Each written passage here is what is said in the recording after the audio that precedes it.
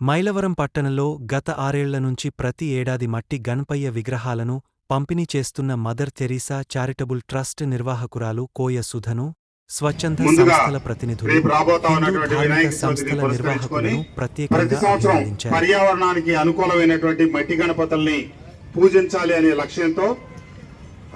గడిచిన 6 సంవత్సరాల నుంచి నేను శాసనసభ్యుడిగా వీళ్ళు పంపిణీ చేసే విగ్రహాల ఈ కార్యక్రమానికి మదర్ తెరీసా చారిటబుల్ ట్రస్ట్ వారి ఆధ్వర్యంలో చేసే కార్యక్రమానికి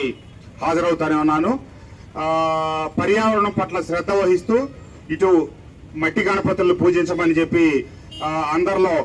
ఒక చైతన్యం తీసుకురావటం, అలాగే ఈ వర్షాకాల సీజన్లో కాబట్టి అందరికీ పచ్చదనాన్ని పెంపొందించడం కోసం మొక్కల్ని పెంచమని చెప్పి కోరటం ఇవన్నీ అభినందనీయం. తప్పకుండా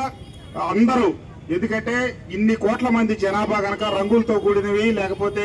ప్లాస్టర్ ఆఫ్ ప్యారిస్ ఇతర పదార్థాలతో తయారు చేసిన గణపతి